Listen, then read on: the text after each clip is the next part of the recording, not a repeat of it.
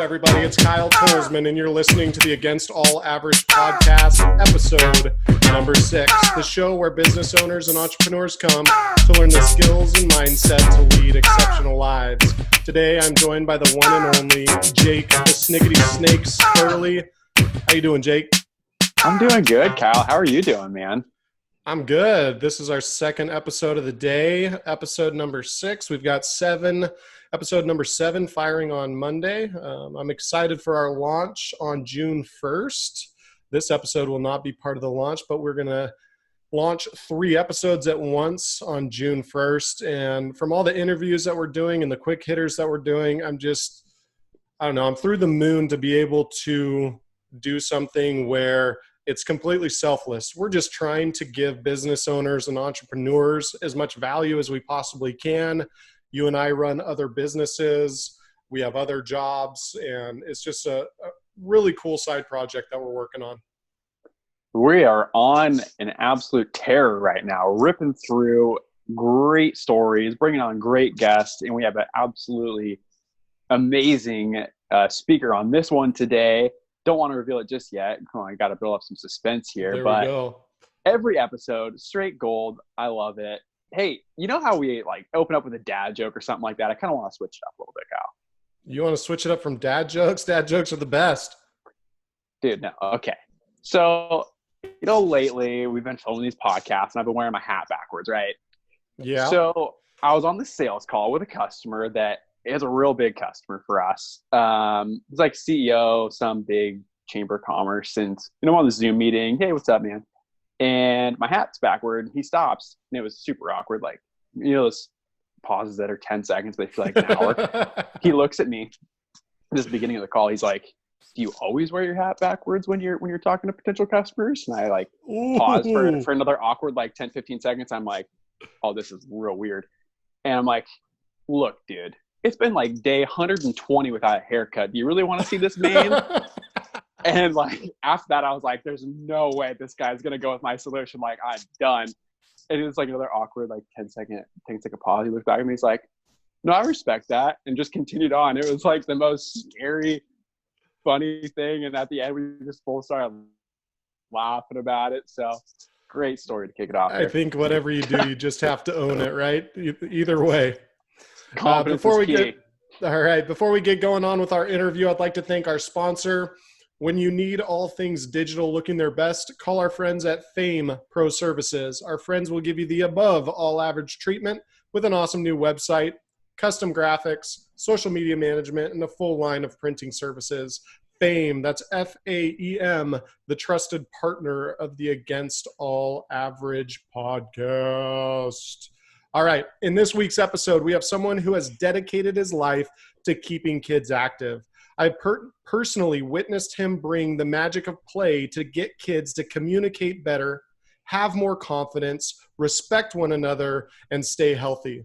He also runs team building events for sports teams at every level and even for large corporations. Without ruining our interview, I'm going to introduce you all to Spencer Rubin of Play.Fit.Fun. What's up, Spencer? Hey guys, I hope I don't ruin your interview, okay? It seems like there's a very high standard here with you guys. Being as new as you are, there's a lot of I got to really climb a tall mountain here. And I was hoping I would get some kind of, that was a great lead-in, thank you. But God, I need some kind of moniker like your partner in crime there. You almost sounded like the guy, what's his name, Buffer. That the one older brother does the boxing and the crazier one does MMA or what should we call it with Dana White. So Jake's the crazy one? Yeah, I don't know. Okay, he's got the hat on backwards. We're the traditional hat forward guys, I guess. I know he's the one that looks like he's going into an alleyway to fight someone. I'm sort of looking clean cut over here. I don't remember last time I've shaved, but yeah, we play well off of one another, and we're always excited to work with each other. Good deal. Thanks for having us on. Yeah, not a problem.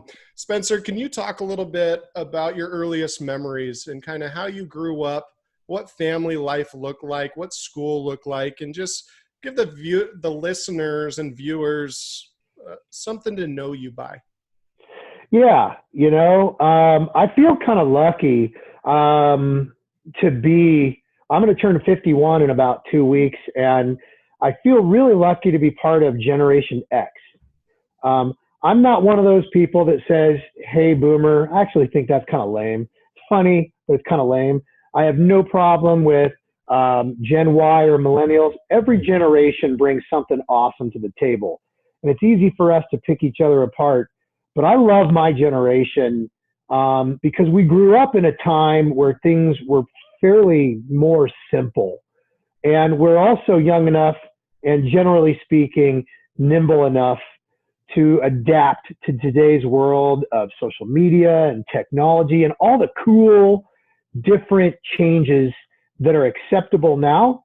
And I remember back in the day growing up in a business and then starting my professional career in the early 90s, where everything was, you got to wear a tie, and if you have that hat on backwards, you are dead. I will never buy anything from you because you are lazy. You can't even do your hair. What's wrong with you? And, seriously. And so I was born here in the Portland area, 1969. My mom and dad had emigrated here from Canada. Okay, it sounds kind of funny because, emigrate, you think like maybe they're going to come from Russia or something like that. But that was my grandparents. My parents moved down here. They wanted to change from Canada. My dad was an entrepreneur, and he opened up a store in downtown Portland, no longer there, a little mom and pop called Arlen's. And they sold electric shavers. Back in the 60s and 70s, electric shavers were really starting to pick up in popularity, and not everybody wanted to do the straight razors, and that was a lot more laborious and time consuming. And so he hit a big market, and he sold other stuff too. And I basically grew up underneath my mom's desk. She brought me to work, threw me under the desk. I had Hot Wheels under there. My dad would pay me 25 cents. There's a shaver called Norelco. It's one of the big brands. And they have 3 round heads, okay? And you could take those round heads out, and there was a little spinny, it almost looked like a ship propeller cutter in there. And he would send me into the, repair center. And I got to go in there and clean those, turn them 4 times on a whetstone to sharpen them. And he would sell new ones, or he would sell these used ones in good shape for people that didn't want to spend the amount of money. I was in there not only to make 25 cents a head, but I got to play with the air compressor. And there you go. My dad passed away when I was 7. So if you can imagine like a 4, 5, or 6-year-old, and he's got 2 repairmen in there trying to work. And half the time I'm working, and half the time I'm sticking the air hose in their shirts and pressing it. And what are they going to say to the boss's son, right? Exactly. So I grew up in a business. My dad died, unfortunately, when I was 7, and my mom in 1977 takes over a mortgage, they have 2 stores by now, takes over 2 stores. And I grew up running a biz. And by the time I was like 14, 15, 16, I could outsell all of her salesmen. I was closing up a store, doing the math on the count for the day, putting it in a thing and putting it in the safe. And my mom would come back the next day and deposit it. And, I kind of just grew up that way. Sister, mother, myself, that's it. And then went off to University of Oregon when I graduated high school. Good My mom had looks. closed. Yep, thank you. My mom had closed the store by then, and got down to U of O. Didn't have a penny to my name. My mom, really didn't have a lot of money still. And so I put my own way through college. I had to work my way through college. When friends were off at Sun River or somewhere, I had a job and I had to work. So I had a great college experience, but I didn't get to go and play and goof off a lot like some of my other friends did. And I think that was a good character builder for me. So yeah, and then right out of college, journalism school, I got a job in the radio biz. And right there in Hillsboro, at the Hillsboro Airport, for many, many, many years, it's gone now, unfortunately, was one of the few locally owned radio stations. And I thought I'd be there for 2 years, cut my teeth, get some experience, and then go down to one of the big Portland radio stations. Right. And I ended up befriending the owner. He became a father figure I never had. He was a entrepreneur, roll up your sleeves, blue collar, let's just outwork everybody type of guy. That was my personality. And so I stayed, and he kind of gave me an ownership stake, and ended up ending that career in 2016 when I started my company. And so had been there for about 26 years. So, and lots of struggles. Small radio station, no ratings, had to battle the big guys. As soon as you called up an ad agency or a big client that was not dealing with an ad agency but had a lot of media buying experience, they just thought you were had green blood and you were the redheaded stepchild that nobody wanted at the dinner table, you know. Right. But we did high school sports in the area, Glencoe, all the Hillsborough, Beaverton, Forest Grove schools, Tigard schools, and great listenership. We just kind of had a hard time proving it. So that really helped me get to know a lot of businesses in the county and in the Portland metro area, and make a lot of business friends, which was really great, you know. So that's kind of me in a not so brief nutshell. Yeah, no, that's good to hear where you come from and what you're all about. I only see the side of you from social media, from you coming out and running our team building events when I was the head lacrosse coach over at Glencoe. So it's always interesting to me to see you working and see your company thriving, but you never really get to see that background and what you came from, and your father passing away at a young age and your mother having to take over the mortgage and the stores and that type of thing. Talk about how you view kind of troubled times. We're in an interesting time here with COVID-19.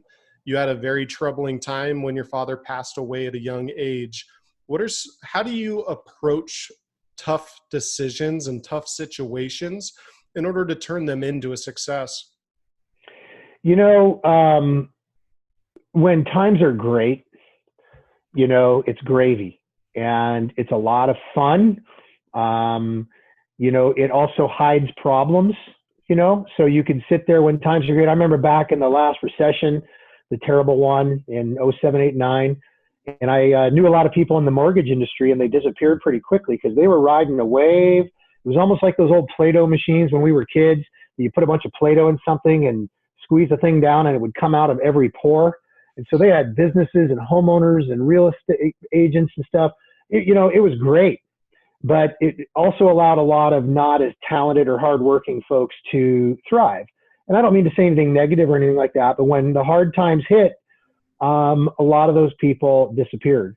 And the people with some chutzpah and some grit, it forced them to kind of rethink what works, what doesn't work. It's like a forest fire, you know, it comes in and kills out the pestilence and things like that. And so, you know, I started in the radio biz in a recession in the early 90s. The next one, unfortunately, was the probably second worst we'd ever had in our country. It's terrible. So many businesses closed. You interestingly saw so many different new relationships with rent reduction or landlords trying to help their people make it through, not just come in and pay me or leave. And, you know, it really teaches you a lot. You really learn more in diversity. Kind of like when you're coaching your kids, hey, if you've got some amazing athletes with tons of charisma and chemistry, it's great. It makes you look like a great coach. It makes them look like a great team and athletes. But the true test is when times are really tough. And how are we going to stick together, and what kind of decisions are we going to make? My daughter's a junior. She's hoping for a soccer season this fall. She's at Southridge. She's going to be a junior. She's at Southridge High School. And my other daughter's 20. And when she played soccer there, Southridge was a powerhouse. And they were strong, they were athletic, they were powerful. But then Mountainside High School opened up and took a lot of the talent, just like when high schools open up in a district, and spread things thin. And the last couple of years at Southridge, it's been terrible. They've been the worst team in the league. But interestingly, last year, not only did they get a great young female coach that could bond with these young girls, but these girls decided, you know, hey, you know, we won a couple of non-league games, and now we're probably not going to win any league games. But we're going to do this incremental growth thing, and by the time we all graduate in a couple of years, because they're very freshman, sophomore heavy, we're going to be in the playoffs. And they decided this on their own. So it was really great to see them stick together in a lot of loss scenarios and really grow from there. So in business, like right now, we were in an unfortunate situation where our day-to-day operation is after-school programs, before-school programs, camps on days when there's no school, like, President's Day or something like that. And we got shut down. COVID-19 came in, cleaned the slate and said, sorry, you're not operating. And so in a matter of minutes, we decided quickly to put something out on Zoom. So for a couple months, we've been running classes there. We decided to create this thing that's been saving our bacon also, called Family Game Night, where we deliver a tote full of equipment that's been sterilized that a family might choose. I'm going to be delivering one later today. Pizza, dessert, and pop to your doorstep, sanitized. We'll be back the next day to stick it back out. If we don't see each other, no problem. And, tough times help you learn how to be creative. They teach you to be nimble. And if you're lucky enough to be able to stick with what got you there, you're lucky, but you're also a very small percentage of the people out there. And as I still counsel a lot of business owners, I'm like, hey, look, you may not have had to deliver before, or you may not have had to offer that service or put that on your menu. But right now it's survival time. So what do you got to do in the next 90 days? Or what do you got to do for the rest of this year? Or if it's a recession that's going to last 18 to 24 months, what are you going to do different over the next 18 to 24 months before you can revert back to normal, if you ever do, because there might be a new normal? And how willing are you able to do that? And some people can't. They are so stuck either in tradition or what they have had in their comfort zone that they either just flounder and flounder and flounder, and it's painful, and they very slowly crawl out, or unfortunately they fail. So do you find that a lot of businesses stay in that comfort zone? Even in those trying times and those tough times, they've done something for so long that they're like, I don't know, I'm not willing to run my business that way. Do you find, and do you see businesses that are operating in a fixed mindset and they're unable to get creative in these war times, so to speak? I do. I don't know how many, I don't know what the percentage is out there, but there's a decent number of them that I know. I mean, I sold advertising for almost 3 decades. So I've gotten to know a lot of businesses, and I've got a lot of business friends in a variety of categories. And that's continued since I started, my company too. And I see a pretty decent number of them. They just don't know how. Like when I was selling advertising, I would come in and I would talk to them about where we could place their ads to reach the right people. And then we'd start writing commercials. And they'd come in and say, no, I want my commercial to say this. And it'd be like me coming in and telling you how to coach lacrosse. Okay. I don't know how to coach lacrosse. Right. And so, some of these people think that they know more than they know about things they don't know much about. And unfortunately, that has some negative consequences for them in business. So some of these people are very afraid to change, and some of them just don't know how. And so they're like, okay, well, I'm just going to stick with this and I'm going to power through it. And some make it, but they have to work 10 times as hard. And some unfortunately don't make it, because those that are nimble and creative, those that keep talking and advertising and asking for business in tough times, are going to survive it better and come out of it faster. And some, unfortunately, I guess you can call it the Darwin of the business world, aren't cut to maybe make it out of that time frame. So being nimble, being creative, and being willing to try things and fall down, I think are very key and very strong, important characteristics in tough times. That's some great content, Spencer, and thank you for touching on the COVID-19 type of pivots that you've done as a company, because it's really important for our listeners to understand that you have to adapt in business. There is no one right way to do it. And it's kind of a quote from you. It's like, you never really know enough, or sometimes you think you know, but you really don't. And sometimes you have to ask experts what to do. You have to keep your mind open and that type of thing. One quick thing before you go on that I'll share. If you remember back to some of the team building events that we, like you said, we donated to your guys over at Glencoe and others, is what I tell the kids, these 14 to 18-year-old kids, is I'm like, you guys, and I'll play specific games that I have picked out that have been taught to me by certain people, oftentimes some of my employees that are a lot younger than me. I could be their father.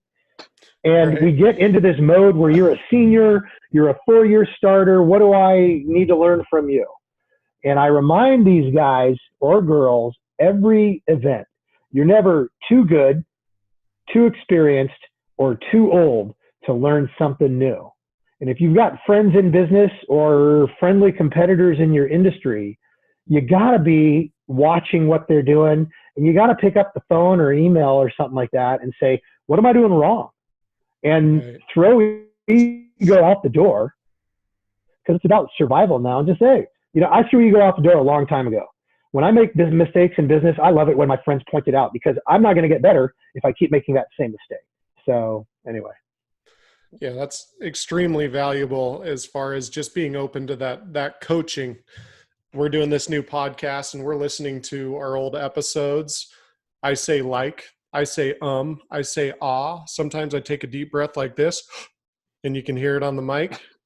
And we point that out to each other because we're just trying to grow in order to make sure that our clients, our customers, our listeners are getting the most value as they possibly can. Let's go back to the team building events that you put on. Talk a little bit about the team building events that you put on, more specifically for the high school teams, how you've worked out sponsorships, and how you continue to grow your network in order to be successful. So when we started our company, it's our premise today of getting kids active and moving. About a year in, the head coach at Southridge High School for girls basketball, Mike Bergman, came to me because my kids were Southridge kids, and my daughter at the time had been a youth basketball player and decided, no, I don't want basketball and soccer. It's too much. Soccer is my number one. So I got to know Mike, and Mike came to me and said, hey, could we do this fun event? I want to do a team building event. And we created something bigger than that, actually, called Southridge Sisterhood Night, where they bring in the high school kids, they bring in the youth league kids, and they bond. And it becomes a sisterhood and something I want to belong to, whether I'm in 7th, 8th, 9th, whatever grade and stuff like that.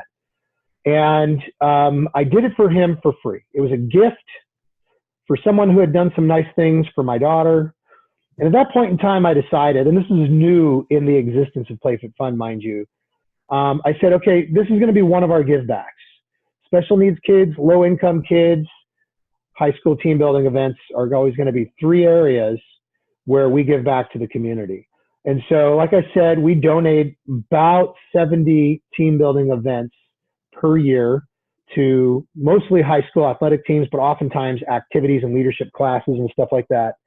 And we come in for 90 minutes to 2 hours, and we work with either just varsity or all levels within that particular program. It's a coach's call up to what they want to do.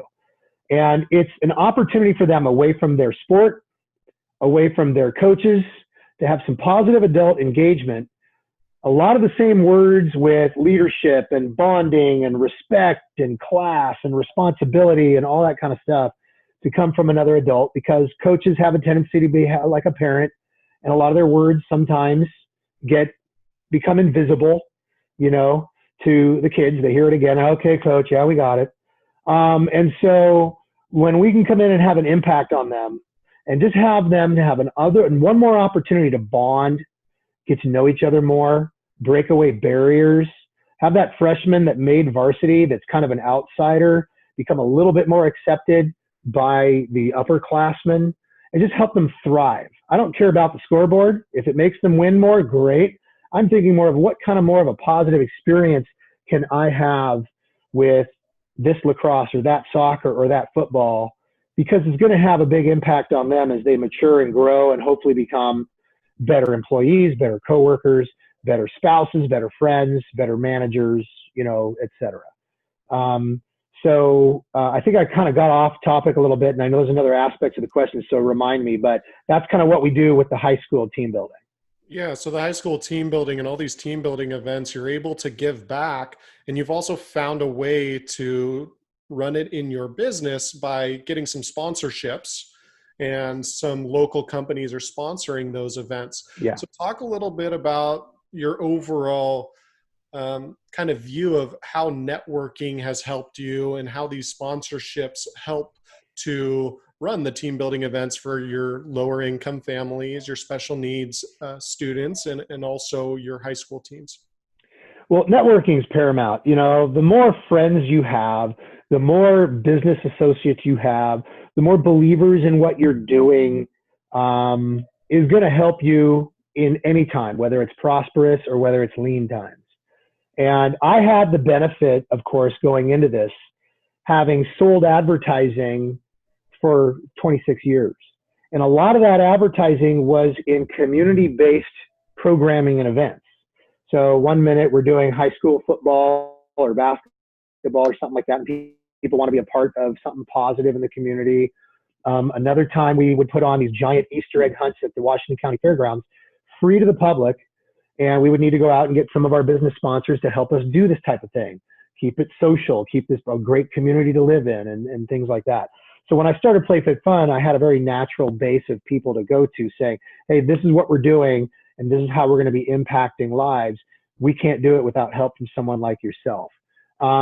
3 businesses in particular jumped in early on the process, and I'm not here to pitch them, but Ron Tonkin Acura, Les Schwab Tire Centers, and Therapeutic Associates. 1, I had a great relationship with them already, so that helped.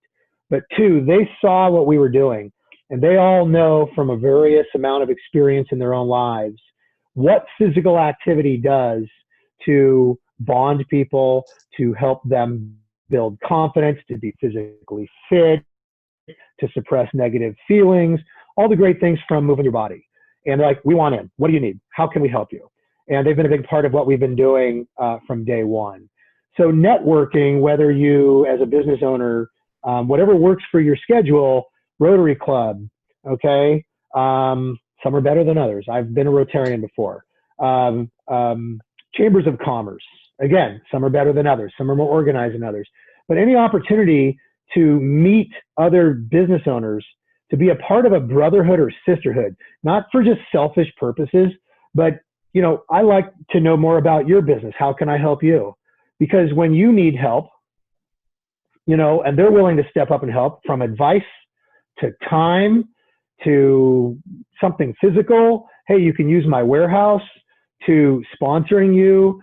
Businesses are stronger together. And one example is this summer, one thing we're doing to help low-income kids is we're putting together what we call Kids Action Bags.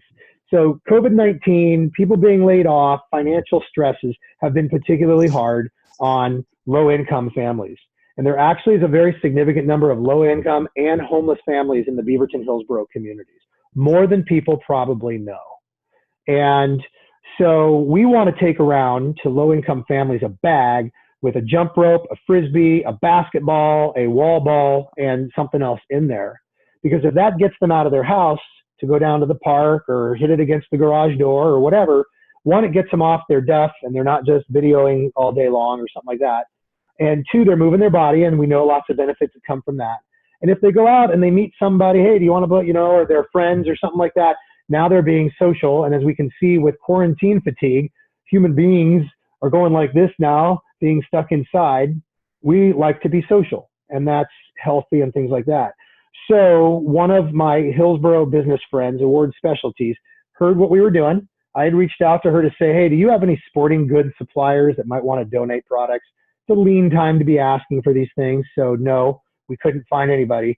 But she emailed me the other day and said, I couldn't find anybody, but I have a supplier that gave me a great deal on these 4-inch, just regular rubber bouncy balls that you would play catch with or throw against a wall or whatever.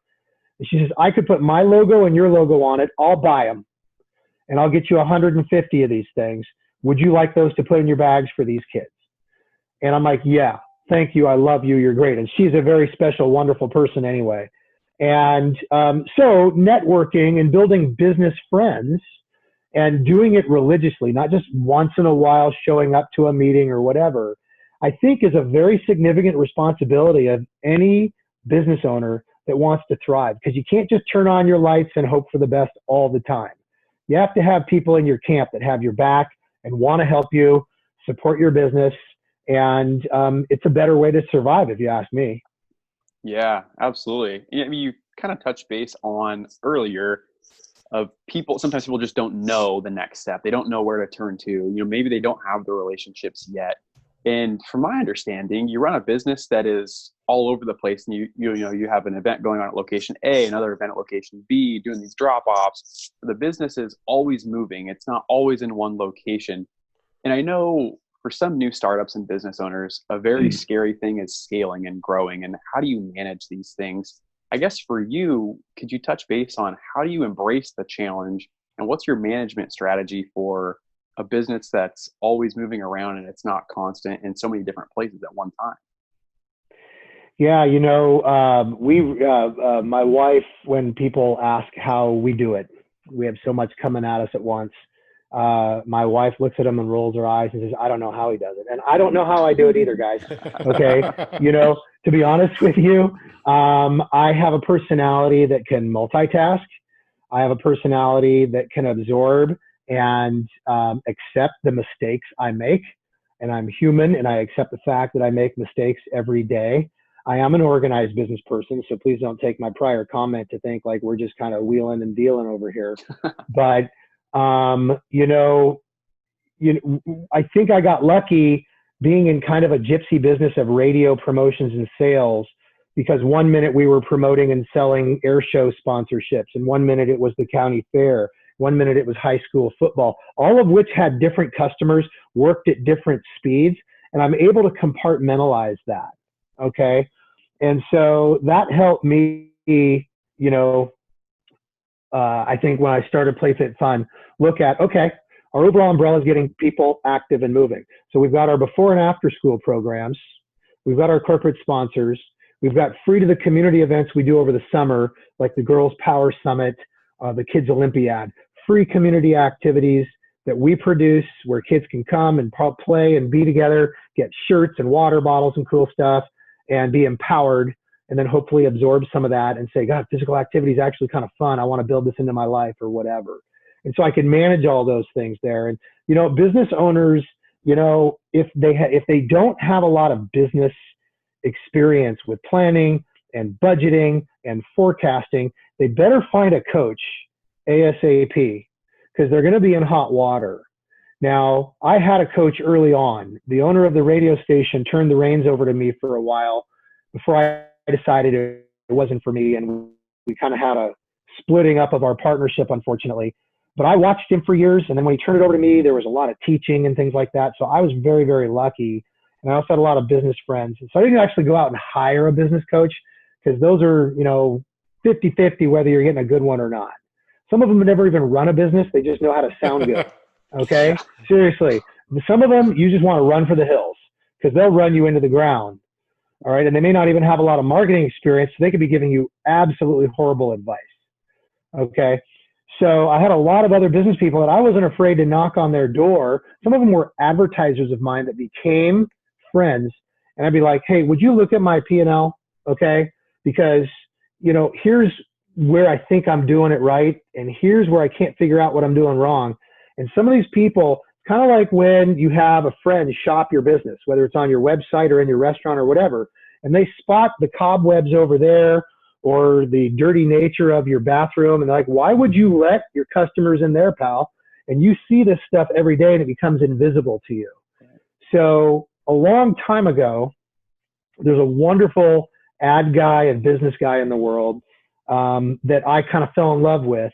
And one of the things that he had said was, to your employees and to the world, you better make your business transparent. Now, certainly there's certain things that people shouldn't see. Right. But if your employees can see and you involve them in decision-making, if you let them know and you're transparent with them, they feel like they've got ownership in the building, and they're going to do a better job for you.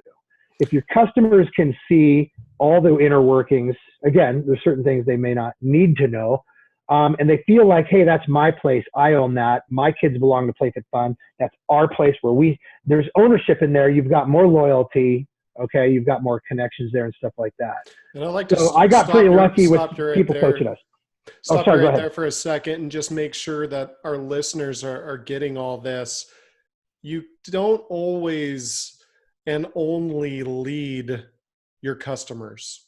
If you're only leading your customers, your business is bound to fail because you do not have the employees that fully understand your vision, right, fully understand how you're going to do it. So the great business owners and great CEOs are those who constantly preach the same things, the same message over and over, and it's to everyone. You cannot miss your employees. You have to preach to customers, would-be customers, community members. You have to have everybody having your back. And so I think that's a very important point that Spencer just made about, hey, we have got to make sure that our team is all on board with our goals and our objectives.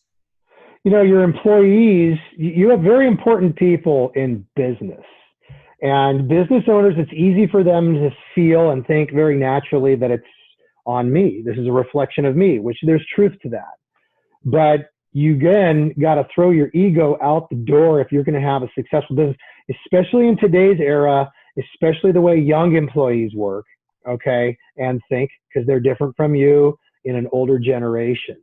So the more that they are bought in and the more that they feel like, hey, I'm having an impact in the community and in this business, the longer tenure you're going to have, the more productivity you're going to have, the more engagement you're going to have. So your customers and the people and your employees, you know, though you need to operate your business on a daily basis around them. If you do, and they feel like they've got an investment in your business, then you thrive. And then in the long run, that's what you want anyway. So you know? True. So true. Yeah. And if your customers, sorry, go ahead. I think, you know, you talked about kind of winning over your employees. I think so many people only think that they have one category of customers, and those are the customers that are buying a product or service from them, when in all reality, you have two very different categories of customers, one being external and the other being internal. And that your employees are your customers too, because if you're not providing them what they need in the workplace, you're a dead fish in the water, right? Great point. Yeah, that's a really, really great point. So, I mean, you know, earlier, Kyle, you had mentioned, you know, something about your customers, and you can't just always have a customer that you're selling, okay? Nobody likes to be sold. Everybody likes to buy, okay? Buying makes us feel good. But if you're always trying to sell them, okay, whether it's retail or whether you're making a call and it's a commercial account or something like that, you know, when I first started back in 1991, my sales manager who had the biggest impact on me, he told me, he said, here's your goal, buddy. You want to be invited to every one of your customers' weddings, kids' bar mitzvahs, birthday parties, barbecues, kids' weddings, because when you start getting invited to their holiday parties and things like that, you're in. Right. And you don't get in just because you want to make a paycheck. You get in because you care.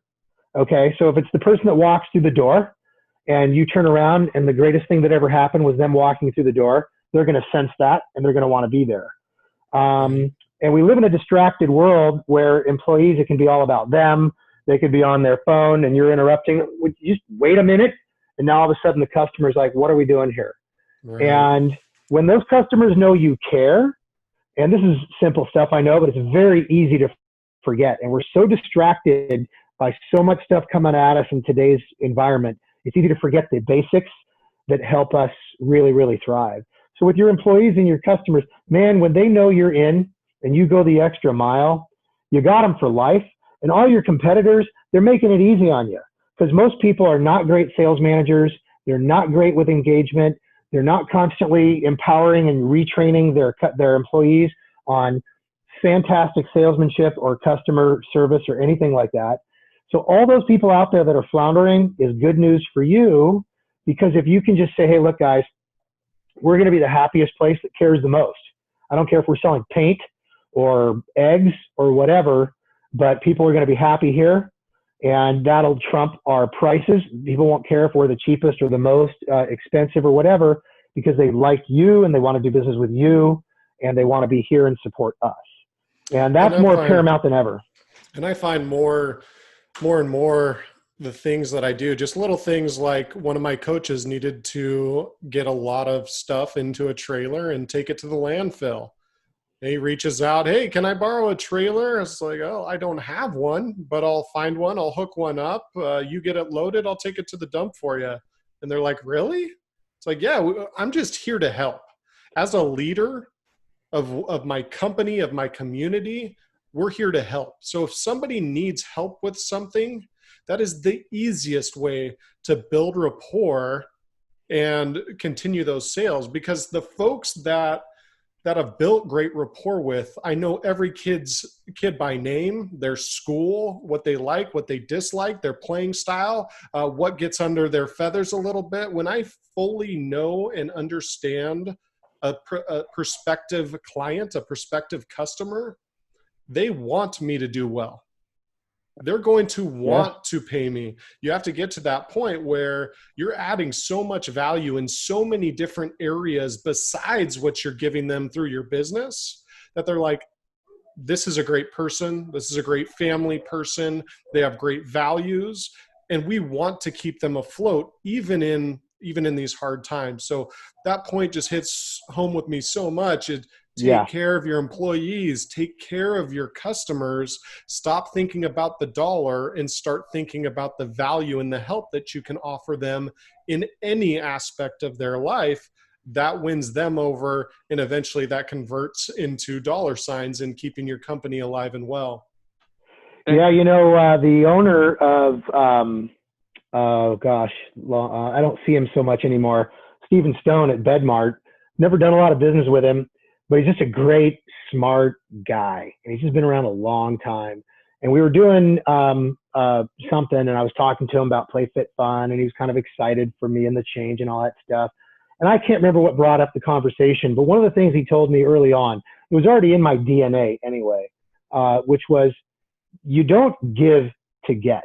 You give to give, okay? And that's just part of what you want to do because you want to help people, whether it's your employees, and someone's having a hard time with rent, and they get in the car and there's an envelope on their windshield and there's $200 in there or something like that. And that's an important person to you. And if you give to get, it'll be pretty much a short-lived relationship. You give to give because it makes you feel good. The good news is, in the long run, generally speaking, the rewards for you are fairly fruitful because people know your character. They know you're there to help, whether it's the business in the community, you as an individual, you as an employer, and you have deeper roots because of that. And you got to want to do it. It's got to be in your DNA. You can't just pretend to do it because people will sniff you out instantly. Yeah. And I think, one other thing is you talk about building like kind of the culture of the brand and, being if you're the company that always wants to help someone, I feel like, at least from personal experience, correct me if I'm wrong, selling becomes secondary to the relationship in the marketing aspect of it. And that, if you've already built the rapport so far, you're not trying to sell it. You're just asking a question like, hey, do you want to put on this event with me? And it's like, oh, yeah, absolutely, Ruben. Like, let's do this. Come on. You're not asking for a sale anymore. It's just, you're just being yourself, being your brand. It's marketing at its best right there, right? Exactly. By doing that, you're doing it generally speaking because it makes you feel good and it's right and everything like that. In the long run for the business, it just greases the gears, and it just makes it obviously a lot easier for people to say, yeah, definitely, I like that idea. And it's not a sales relationship anymore, even though you're selling, they're buying. It's a partnership. And I love my coaches. They're family to me. I haven't been able to see them. I'm actually about to call or text all of them. Some of them answer the phone. Some of them don't. Okay. And so I'm about to call or text some of them and say, hey, guys, Washington County opens up on June 1st. I got a big deck. I'm going to be barbecuing. Let's all come over and social. It's on me. I want to see you guys, even if you're not going to be coaching for me because it's kind of a 1 or 2 year, 10-year job and they move on. But these people have impacted lives with me and I care about them, and I want them to go out into the world and do that. But also, if I need something from them, it's that much easier for them to want to help us out, which is ultimately going to be helping other people too. So some people are not wired that way. They're not going to do business that way. Good luck to them and whatever else they're doing. It's just how I've chosen to run my business and how we want to be seen in the community. Besides just generally speaking, just wanting to help people live good lives. Yeah. And I guess going the step further on this whole marketing path that we're on that I love here, you have a big background in marketing and sales and kind of that aspect of it. And I feel like Play.Fit.Fun isn't a straightforward product. It's not like, here, buy my cup of coffee. It's kind of a complex, idea behind it, between activating kids and doing the events and the engagement part of it. What are some of the essential marketing concepts that you've had to implement with Play.Fit.Fun? Is it one thing? Is it a combination of things? Kind of talk about that.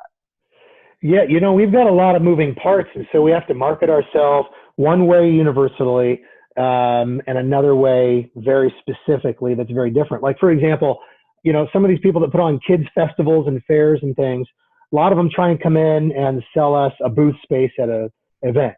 And they're like, oh, all these parents will see it, it'll be great. But they don't do any research or background on us, which is fine. And we don't tend to do those types of events, because if I'm going to go to a school and have an after-school program there, I've got one market to talk to, and that's parents at that school. So if I'm at a next number of schools in Beaverton with our after-school program, talking to parents who have kids in school in Gresham and Vancouver is just a nice conversation. It wastes time. It doesn't have anything to do with our operation there. So we tend to, with our after-school programs, market to the schools, the principals, the PTOs, get involved with events at the schools. People see us. If we're new to a school, they just probably think we're some random organization that you sign your kid up. And after a while, when they see how much we donate to their auctions and their carnivals and their festivals, because we want to be a part of their community, their attitudes, really start to engage and change with what we're doing. Our corporate team building events, some other things we do, we use some social media marketing and some other, specific avenues. We've really kind of, I think, been very lucky without having to do any mass amount of marketing in a way. I haven't had to really buy traditional stuff, radio or TV or what have you. We are looking at some family local blogs. Portland Moms blog is one we've never worked with before. We already work with Northwest Kids Magazine, and we buy an ad in their magazine, and for camps and other events and things like that. So if we have summer camps or other things, we'll look at some specific editions in those magazines or blogs or websites where we can have an ad or a banner ad or something scrolling or something like that. And so we've got just different moving parts that take different types of marketing. And some of it falls on just my sales shoulders. And a lot of it, we get very specific and very microscopic with who we're talking to. Because if I'm at Raleigh Hills Elementary School in the eastern part of Beaverton, I need to talk to no one else other than people who have kids at that school. And in the grand scheme of things, it's not a lot of people. So we just have special ways of doing that, going out to their school events and different things like that. And then the more broad stuff would be the corporate team building events, or, hey, we're putting on these things. Last year, we invented something called Family Field Day. We put one on in June, July, and August, completely free to the community, but then also had to promote to get people there. So we went out and we ran some ads, but we also got just a little bit of partnership in the community, people who were either sponsoring us that could really use their tentacles and, promote the event that way, And Kyle, you had asked in a previous question about, some of our business sponsors and things like that. Some of them are with us regularly, and some of them will see what we're doing in the community for a 30, 60, 90-day period of time around some of these things like the family field days.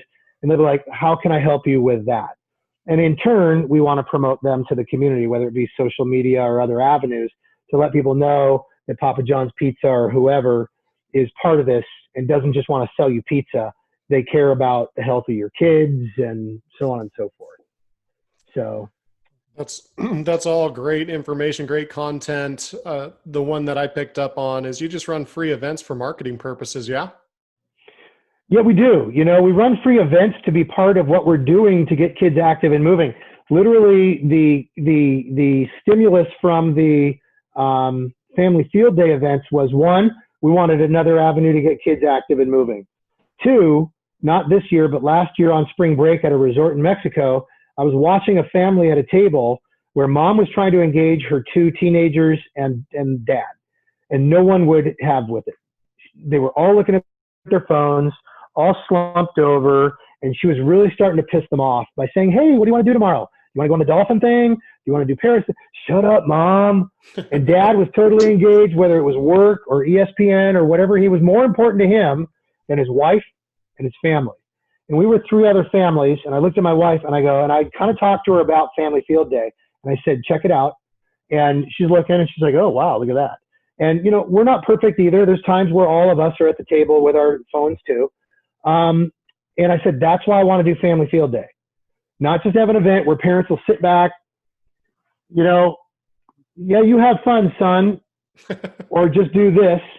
And Right. This was a way for parents to put their stuff away and engage with their kids in fun stuff, not be intimidated by the activity or anything like that. And it really started working. So all of a sudden you look around at the event and I have my signage around, pole banners or A-frames or whatever it is. And if we have an extra sponsor or two, certainly they're out there. Do people walk away to remember the Play.Fit.Fun name? No. But what I do hope is the next time they see me in the community, or the next time they see our van at their school, or a flyer gets sent home at their school about, hey, this cool after school program's there, it's a known brand, just like Jolly Green Giant peas. There's a lot of peas out there as good as theirs or better. But when you see that Jolly Green Giant and it's the pea brand that and you look at it and you go, we should buy that one. I just want people to see our brand, especially when you're working with kids, guys. The instant people see your van, your brand, your logo, they better trust you, because if they don't, you're dead in the water. Right. So that's kind of how we view it. Yeah. I feel like, and I think Jake feels the same way, I feel like we need to do another episode with you just to get all of this content. I mean, we haven't even scraped the surface of what you've been doing the last 4 years with Play.Fit.Fun, how you've done the marketing, how you've incorporated the social media marketing, how you've gotten the community to trust and know you.